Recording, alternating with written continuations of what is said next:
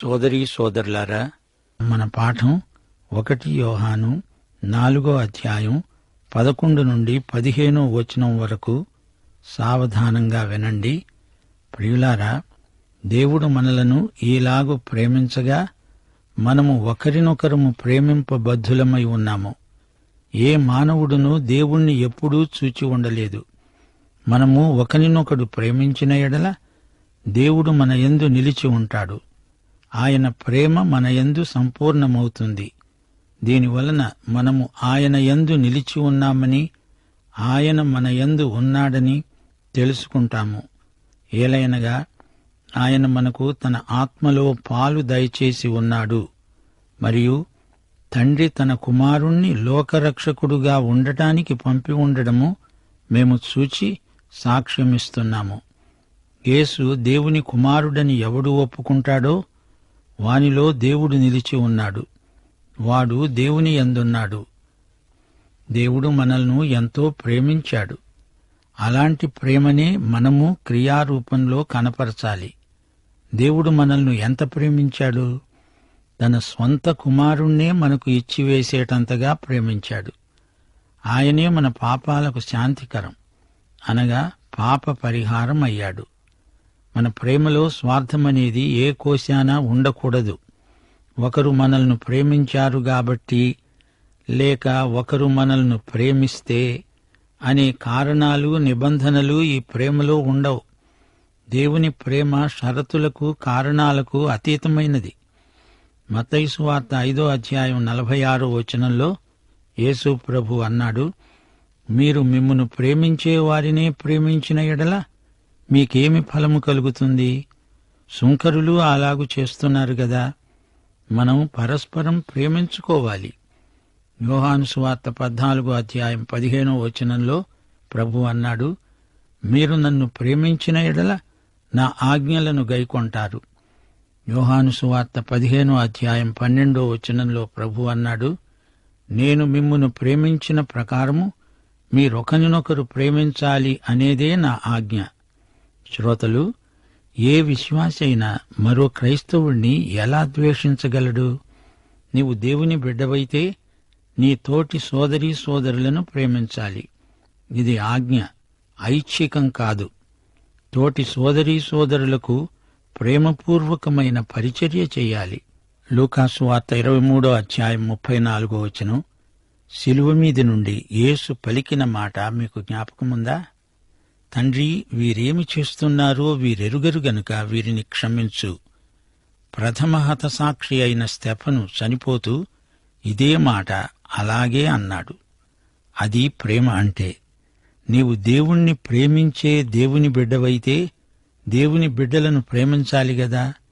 దేవుణ్ణి ఈ భౌతిక నేత్రాలతో ఎవరూ చూడలేరు.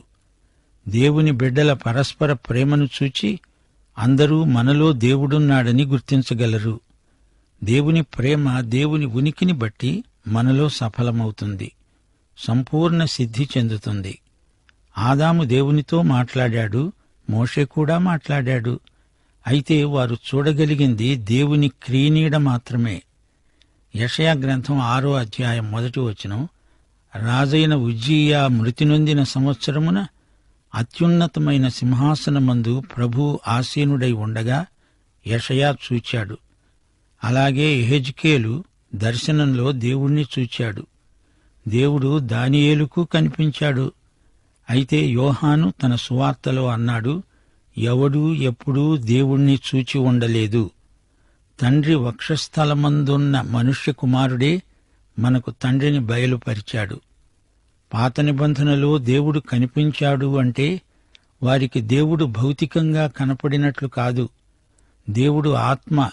ఆయనను ఆత్మతోనే మనము ఆరాధిస్తాము. దేవుడు ఏదో రూపంలో పాక్షికంగా కనిపించాడే గాని దేవుని సంపూర్ణ ప్రత్యక్షము పాత నిబంధనలో ఎవరికీ కలిగి ఉండలేదు. అందుకే యోహాను ఇక్కడ తన పత్రికలో అదే మాట అంటున్నాడు. యేసు ఆరోహణమై పరలోకానికి వెళ్లిపోయిన తరువాత కూడా దేవుని సంపూర్ణ ప్రత్యక్షం ఎవరికీ కలిగి ఉండలేదు. యోహాను సువార్త 14వ అధ్యాయం 9వ వచనంలో యేసు ప్రభువు ఫిలిప్పుతో అన్నాడు, నన్ను చూచినవాడు తండ్రిని చూచి ఉన్నాడు. అనగా శరీరమనే గుడారంలో ఆయన ఉండగా ఆయన్ను చూచారు. యేసు దేవుని కుమారుడే అని వారెరుగరు. అనేకులు ఆయన ఎవరూ గుర్తించలేకపోయారు. బెత్లెహేములో పుట్టాడు, నజరేతులో పెరిగాడు. ఆయన దేవత్వం మానవత్వంలో నిక్షిప్తమై ఉంది. నాడు నేడు ఇదే వాస్తవం ప్రవర్తిల్లుతోంది. దేవుని సంపూర్ణ ప్రత్యక్షం ఎవరూ ఎప్పుడూ పొంది ఉండలేదు. అయితే విశ్వాసులు తమ పరస్పర ప్రేమ సంబంధాలలో, వైఖరులలో దేవుణ్ణి చూపగలరు. వాక్యములోని క్రీస్తును అనగా లేఖనములలోని క్రీస్తును లోకమెరుగదు. తమ ప్రేమ స్వభావం ద్వారా యేసుకు ప్రతినిధులై లోకానికి విశ్వాసులే యేసును కనపరచగలరు. శిలువపై రక్తం చిందించిన యేసును చూచి ప్రేమ అంటే ఏమిటో తెలుసుకున్నాము. రోమాపత్రిక 5వ అధ్యాయం 5వ వచనం, దేవుడు మనకు అనుగ్రహించిన పరిశుద్ధాత్మ ద్వారా దేవుని ప్రేమను మన హృదయాలలోకి దేవుడు కృమ్మరించాడు. ఈ రోజున కూడా మనిషి దేవుణ్ణి వెతకటం లేదు. దేవుడే మనిషిని వెతుకుతున్నాడు. 2000 సంవత్సరాల క్రిందట దేవుడు యేసుక్రీస్తుగా మనకు ప్రత్యక్షమయ్యాడు. యేసును బట్టే దేవుని మనస్సు, దేవుని వ్యక్తిత్వం ఎలాంటివో మనకు తెలిశాయి. యేసు ఏడ్చాడు, యేసు సంతోషించాడు, యేసు స్వస్థపరిచాడు, యేసు బాధాపీడితుల కన్నీళ్లు తుడిచాడు. యేసు చిన్నారి బాలలను చేరదీసి ముద్దాడాడు. అంటే ఇవన్నీ దేవుని భావోద్వేగాలు, ఉద్రేక భావాలు. యేసు ఈ విధంగా దేవుణ్ణి మనకు బయలుపరిచాడు. ఈ దుష్టలోకంలో మనమున్నాము. ఈ లోక ప్రజలు యేసుక్రీస్తును గురించి ఎలా తెలుసుకోగలరు? అందుకే దేవుని బిడ్డలు లోకానికి ధైర్యంగా వాక్యం ప్రకటించాలి. లోకం మన ప్రభువైన యేసుక్రీస్తును గురించి ఏమనుకుంటోంది? లోకం యేసును గురించిన అపోహలతో విశ్వాసులను అపార్థం చేసుకుంటోంది. మనం యేసుక్రీస్తుకు ప్రతినిధులమై ఆయన గుణాతిశయములను లోకానికి వెల్లడి చెయ్యాలి. లోకం ప్రేమ కోసం ఆకలిగొని ఉన్నది. లోకానికి ప్రేమంటే ఏమిటో తెలీదు. ఎందుకంటే ఆ ప్రేమే అయిన యేసును ఎరుగని లోకమిది. కామాన్ని ప్రేమ అనుకొని లోకం పాడైపోతోంది. యేసు ఎవరిలో ఉన్నాడో వారికే దివ్య ప్రేమానుభూతి కలుగుతుంది. ఆయన ప్రేమ మన యందు సంపూర్ణమవ్వాలి, వర్ధిల్లాలి, అధికమవుతూ ఉండాలి. ప్రేమాతిరేకం దినదిన ప్రవర్ధమానమవుతుంది. ప్రేమ ఒక నామవాచకమైతే అవ్యక్తం, క్రియ అయితే వ్యక్తమవుతుంది. అది దేవునికి మహిమ. మనము క్రీస్తునందు ఉన్నాము అని, క్రీస్తు మనయందు ఉన్నాడని పరిశుద్ధాత్మ ద్వారా మనకు తెలుసు. మనలో ఉండి పరిశుద్ధాత్మ చేసే గొప్ప పరిచర్య ఎలాంటిదో గుర్తించండి. ఇది మానవ ప్రేమ కాదు, మానవీయ అంతఃకరణ కాదు. దేవుని ప్రేమను మన సహజ ప్రవృత్తిలో కనపరచలేము. ఆత్మఫలమే ప్రేమ, అనగా సంతోషం, సమాధానం, దీర్ఘశాంతం, దయాళుత్వం, మంచితనం, విశ్వాసం, సాత్వికం, ఆశానిగ్రహం ప్రేమ నుండి కలిగే ఉపఫలితాలే. గలతీపత్రిక 5వ అధ్యాయం 22-23 వచనాలు ప్రేమ అన్నిటికీ మూలం. అయితే అన్నీ ఉన్నప్పుడే అది ప్రేమ అవుతుంది. 1 కొరింథీ 13వ అధ్యాయంలో ఆనందం ప్రేమలో నుంచే వస్తుందని చెప్పబడింది. అలాగే సమాధానం కూడా ప్రేమలో నుండే వస్తుంది. దేవుని బిడ్డల లక్షణమేమిటంటే తమకు ఎవరెంత కీడు చేసినా సహిస్తారు, తిరిగి కీడు చేయరు, మేలు చేయడానికి ప్రయత్నిస్తారు. వీరు విలక్షణమైన ప్రజలు. విశ్వాసులలో ఇలాంటి ప్రేమ లోకానికి కనపడాలి. క్రైస్తవ గృహం ప్రేమ కుటుంబమైతే అందులో ఎవరు గొప్ప, ఎవరు తక్కువ అనే వివాదం రానేరాదు. అందరూ పరస్పరం ఒకరికొకరు పరిచర్య చేస్తారు, ప్రేమిస్తారు, సేవిస్తారు. ఎఫెసీ పత్రిక 5వ అధ్యాయం 25వ వచనం పౌలన్నాడు, పురుషులారా, మీరు మీ భార్యలను ప్రేమించండి. అటువలే క్రీస్తు కూడా సంఘమును ప్రేమించి ఆమె కొరకు తనను తాను అప్పగించుకున్నాడు. ఆయన ఆమెను ప్రేమిస్తున్నాడు. తన కోసం ఆయన తన ప్రాణం పెట్టాడు, రక్తం ధారపోశాడు గనుక ఆమె ఆయనను ప్రాణాధికంగా ప్రేమిస్తుంది. ఇక పొరపుచ్యములెందుకు వస్తాయి? వారి మధ్య కట్టడలు, విధులు, నియమాలు, సూత్రాలు ఎందుకు? ఆమెను అతడు కాపాడతాడు. ఆమె పిల్లలను కాపాడుతుంది. అందరిలో ప్రేమ నిండి ఉంది. అదే ప్రేమ కుటుంబం. ఆమె ప్రేమ కుటుంబిని. అతడు ప్రేమ కుటుంబికుడు. పిల్లలు ప్రేమ పిల్లలు. అందరూ దేవుని పిల్లలు. మనము దేవుని యందు, దేవుడు మన యందు ఉన్నాడు అనే ఆధ్యాత్మిక స్పృహ మనకు పరిశుద్ధాత్మ వల్లనే కలుగుతుంది. నీలో ఉన్నవాడు లోకములో ఉన్నవాని కంటే గొప్పవాడు. నీలో పరిశుద్ధాత్మ ఉన్నాడు. దేవుని ఆత్మే నీలో ప్రేమను ఉత్పాదన చేయగలడు. దేవుని ప్రేమను నీవు నేను ఉత్పత్తి చెయ్యజాలము. ఎవడైనా నన్ను తిడితే తిడదామనిపిస్తుంది, కొడితే కొడదామనిపిస్తుంది. ఇది మన సహజాతం. కాని దేవుని ఆత్మ మనలను నింపి ఉన్నట్లయితే దేవుని ప్రేమను మనం లోకానికి వెల్లడి చేయగలం. మనము చూచింది, అనుభవించింది మనం సాక్ష్యమిస్తున్నాము. తండ్రి కుమారుణ్ణి లోకరక్షకుడై ఉండడానికే ఈ లోకానికి పంపాడు. ఇదే సువార్త సాక్ష్యం.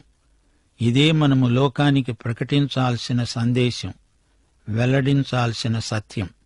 ఈలాగు చేయడానికి ప్రేమ మనల్ని బలవంతం చేస్తున్నది. క్రైస్తవ ప్రేమ ఏదో ఒక భావ వికారం కాదు. అది లైంగిక ఆసక్తి కాదు. అది సాంఘిక సామాజిక స్పృహ మాత్రమే కాదు.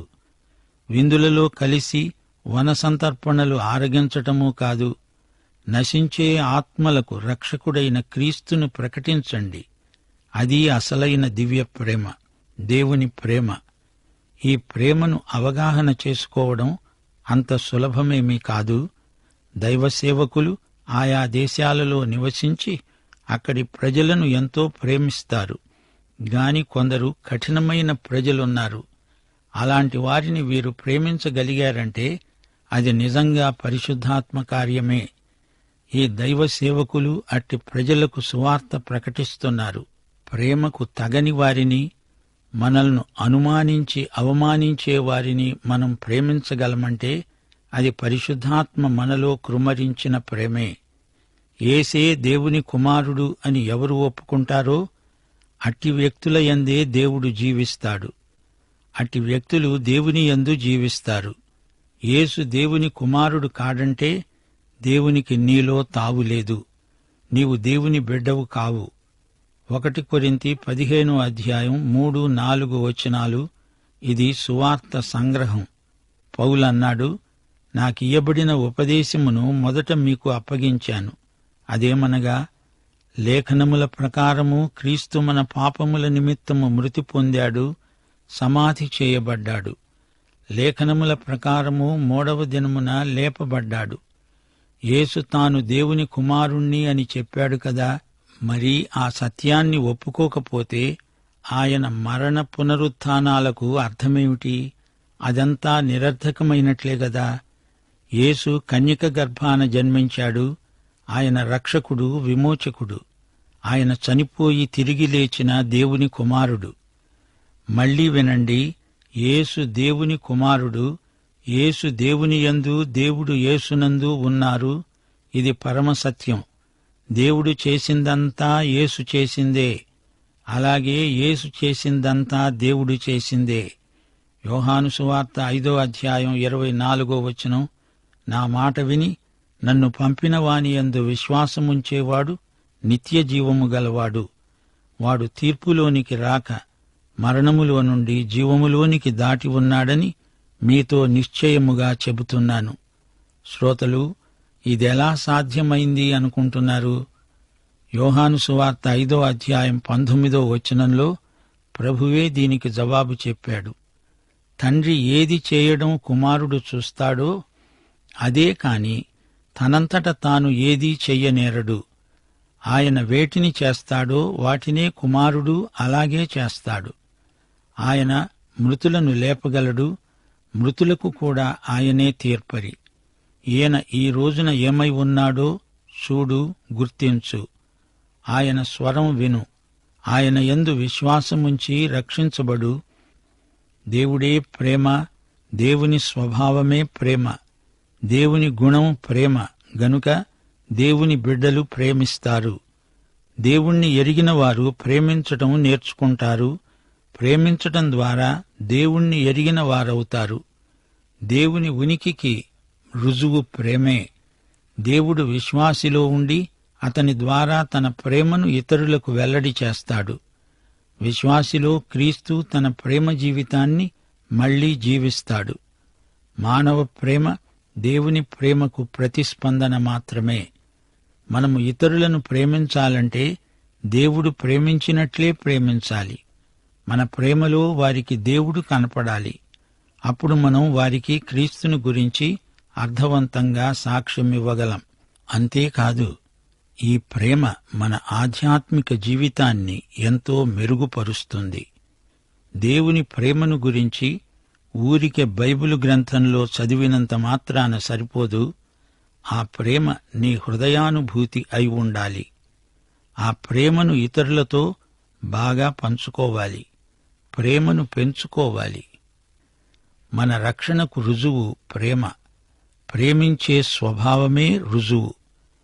యేసుక్రీస్తునందలి విశ్వాసము ద్వారా రక్షించబడిన వారికి దేవుని బిడ్డలయ్యే అధికారంతో పాటు దేవుని స్వభావం కూడా సంక్రమిస్తుంది. 2 పేతురు 1:4 దేవ స్వభావమందు పాలివారమవుతున్నాము. దేవుడు ప్రేమ గనుక దేవుని బిడ్డలు దేవుని స్వభావము గలవారు గనుక వీరు ప్రేమిస్తారు. పిల్లలకు తండ్రి పోలిక రావాలి కదా. దేవుడు మనలో ఉంటే ప్రేమ మనలో ఉంటుంది. ప్రేమ అనగా అగాపే. అది మనలో ఉంటే దేవుడు మనలో ఉంటాడు. దేవుని ప్రజలు ఒకరినొకరు ప్రేమించుకోవడం వల్ల దేవుని ప్రేమ నియమం ఈ భూమిపై నెరవేరుతుంది. యేసు దేవుని అద్వితీయ కుమారుడు. క్రీస్తు కుమారత్వాన్ని బట్టే మన జీవితాలు ఆయనలో లీనమై ఆయనతో సంయుక్తమైపోతాయి. మన ప్రభు అయిన యేసుక్రీస్తు వారి దివ్యకృప, తండ్రి అయిన దేవుని పరమప్రేమ, పరిశుద్ధాత్మ యొక్క అన్యోన్య సహవాసము, సమాధానము, సంతోషము, సహాయము మనకందరికీ నిత్యత్వము పర్యంతము తోడై ఉండునుగాక. ఆమేన్.